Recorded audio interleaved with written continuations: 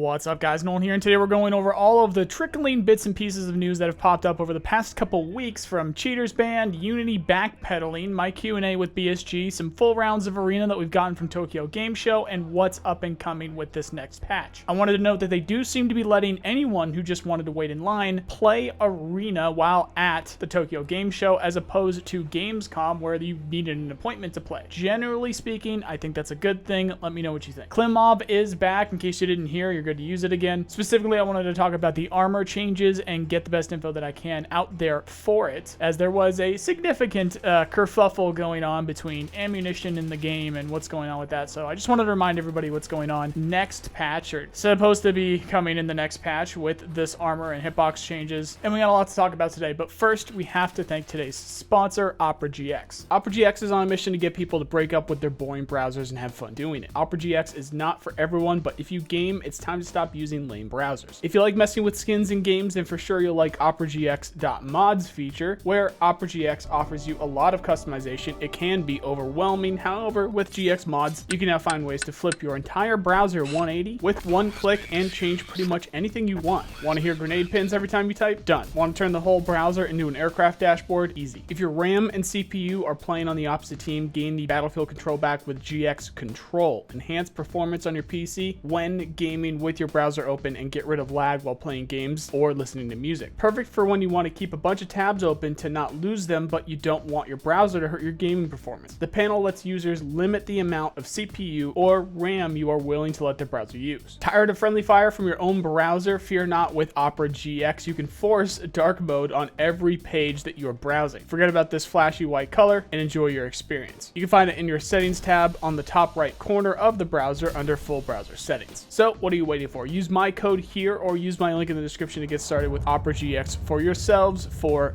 free. Thanks again to Opera GX for sponsoring this video. So while I'm going through all of this, I'll have some new gameplay of Arena that's come out of Tokyo Game Show. We got IGN that has a full recording of 9 minutes on their channel, and a Japanese channel has about 12 minutes of gameplay as well. So that'll be playing in the background, but the first topic we'll get to here is the cheater ban wave that happened a while back. In case you didn't hear, BSG posted this a couple weeks ago. They banned over 16,000 cheaters in just the month of July, basically. That's a lot, of course, but remember, hundreds of thousands of people play this game every week, and a lot of those were repeat offenders who were banned. My current take is there will always be a large cheating problem as long as we're able to drop and share items in-game because of RMT, which if BSG removes that ability, that's of course going to ruin the game for squad play, and that's exactly what they want to do, so I don't see that happening. There's also a lot of people who have an opinion that if they remove the RMT features that are already put, or the anti-RMT features that are already in the game, that will somehow help. I respect everybody's opinions. However, I don't see how that will help. I only see how that's going to make it worse on some things. Either way, I don't see a solution, so I'm down to try anything and see what happens. If you're someone who thinks that they just need better anti-cheat, then you're not completely wrong. However, if companies like Activision can't stop cheaters, I don't see BSG doing it. So basically, they do need a better anti-cheat, but there isn't one, or at least there's not a feasible one. And I have looked very deeply into this stuff. I don't see it happening, whether it's BSG that's not going to have it happen because they don't have the development time or the resources. You know what? I'm just going to chalk it up again like this. If Activision can't do it, I don't think BSG are going to do it. That's really all there is to it. Especially when there's so much more incentive to do it in Tarkov. Maybe some crazy AI tools will surprise me down the road, and maybe they'll get a good system for tracking RMT items. As we know, these cheaters do get banned, but they cause havoc before they do and pass these items along. If there was some crazy way to ID these items they've been passing on to players who RMT, and then there's bans for that, I could see that clearing up a lot of problems. However, there's already systems in place for that, and yet people still do it, so it's in a rough spot. To be a bit more clear there, and to just, keep you guys in mind here, if you ever get one of your buddies telling you they were false banned, that could be the real reason. They could have RMT'd, of course they wouldn't tell you, and then happened to get caught. So they might not have been cheating, but they might have bought something from somebody who was. There's also been cases of stuff like cheat engine and little tech and what would that be, systems and software that helps them cheat in other games was detected on their PC, and then that got picked up and then they got banned for that, even though they weren't doing it in Tarkov. There's a lot of stuff that can happen. So to cap this discussion for today, BSG aren't doing nothing. They're just fighting a very tough battle against cheaters, really the cheater industry that has grown. And Nikita did say they spoke to several anti-cheat providers at Gamescom in order to develop a complex solution, so maybe we'll get something good for that for full release. My guess is that they're saving the big guns for full release just to try and get the best that they possibly can for, again, full release. Moving on, we have Unity, who have backpedaled pretty hard. If you didn't catch my first video on the subject, Unity wants to put out some insane new system, or at least they wanted to put out some insane new system, where they would charge developers for each install of their game that runs on Unity, where they've been backpedaling and regretting it ever since the moment they announced it. They essentially did a full reset yesterday and said that that's not really what will be happening anymore for versions before 2024. My understanding of the situation is any game that uses a version of Unity that is pre-2024 or makes less than $200,000 will be okay. Tarkov fits into the version category, as we're just now attempting to get into Unity 2021, so as long as BSG don't decide to move to 2024 in the future, they won't be having any significant issues with it. The other studios who have decided to switch to different engines likely won't go back though, as there's clearly some trust issues there, so we'll see what happens with that. But again and again, rather selfishly, as I've said, multiple agains now, rather selfishly here, I don't think we had anything to worry about Tarkov in particular, as Rust, I was using that as a comparison in my previous video, didn't seem to have too many issues with it, and they were also a comparable non-subscription based game that ran on Unity. So I don't think we really had anything to worry about before, and I don't think that we have anything to worry about right now, just to get that clear. Next up, we have BSG have told us they are working on my Q&A, which was heavily leaning towards real answers for the game at release and what BSG plans to do with the significant game-defining features many of us have been waiting years for. As a reminder here, these are those questions. I asked about the skill locks in Arena, if somebody has better recoil control, strength, endurance, how does that work? Open world plans for the base game, key cards and keys in wallets and keychains and stuff like that in marked rooms, no ADS with face shields since that's not actually physically possible. Adrenaline feature allowing you to take some shots and still move. I have a good feeling about this one because I think we're already seeing it happen in Arena, but more on that later. Lock picking and breaking open doors, audio updates, API updates, input on the new armor and movement mechanics, info on rail attachments and scopes, details on the unconscious state, details on addiction, overdose, and tolerance of pain medication, details on the new player only zone, aka the level 15 and down zone, which they actually said was level 20, which doesn't make any sense to be level 20. Hopefully it's 15 and down. That's why I asked about it,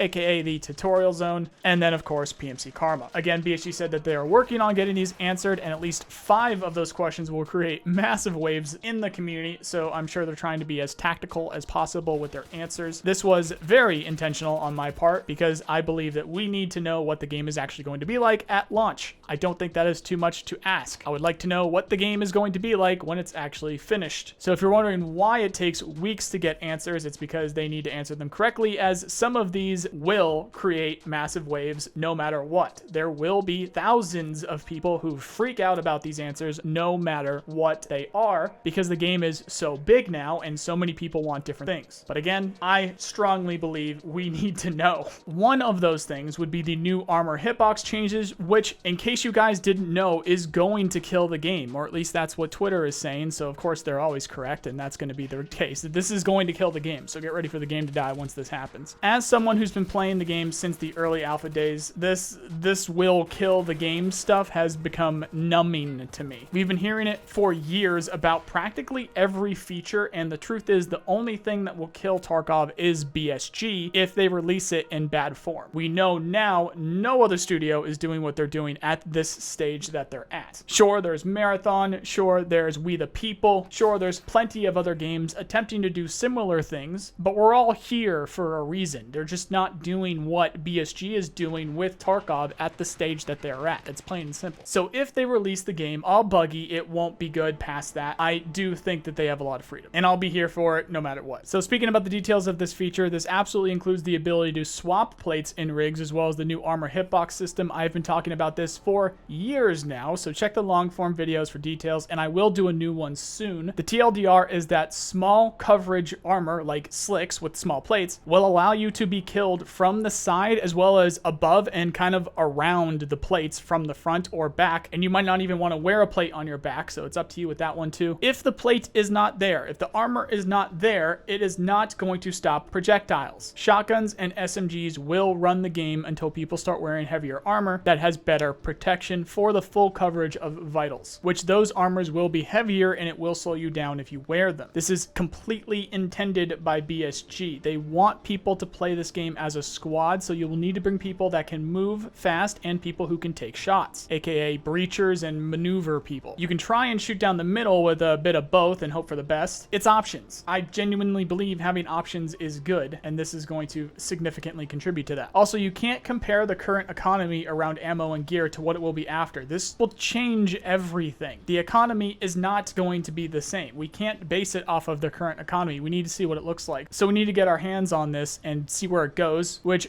God, I hope this is in the next patch because it's the biggest feature next to Arena in my mind. And again, we've been waiting years for this. It was supposed to be in the last New Year's patch, for God's sakes. All right, now last but not least, we do have this footage that you guys have been watching the entire time. This is the new Arena footage. Yes, the Japanese footage is a recording of a monitor, but it's the best that we got at the moment. Generally speaking, the major new takeaway is the flow that we didn't see before. This is direct flow of rounds of entire games. Before, we just saw them cut up a bit, and we now know for sure that these games will just be minutes long. You'll get through probably 2, if not more, full games of Arena in the amount of time it takes to do a normal full raid in the base game. There is a lot of top tier and meta ammo being used. I saw M61, M995, BP, BT9x21, and PBP. I imagine it's all there, and since they were playing at a convention, the money likely wasn't an issue. They had like 38 million or something like that. I highly doubt that these kits will be accessible without significant grinding in Arena. The balance around being able to use your base game kits is of course yet to be seen though. For those who don't know, you will at some point be able to use base game kits in Arena. We at least know it's not all the best ammo, as there was some M856 in there as well as M80. So for sure, mid-tier ammo based on the caliber, because of course M80 is still a good ammo, but it's a good round. It's a good caliber. Those are good guns. But generally speaking, M80 is mid-tier for that caliber. And of course, M856 is low tier, low mid-tier at best. It's low tier. It's low tier for 5.56. What we also saw in this was different ammo types with different magazines in a single loadout. So you buy the loadout, but that loadout might have different ammunition depending on the magazines. And the IGN footage has the MCX with Whisper and AP, depending on if you used the 45 rounds or the 60. Of course, being Escape from Tarkov, friendly fire was on, so you got to watch out for that when you're playing. Without having any kind of certainty to this, but there has been some rumors, and this was from Glorious when he did his Arena video. Check him out, Glorious E, one of the biggest streamers on Twitch for Escape from Tarkov, and he put up a video where he got to play Arena at Gamescom, and he was talking about this, and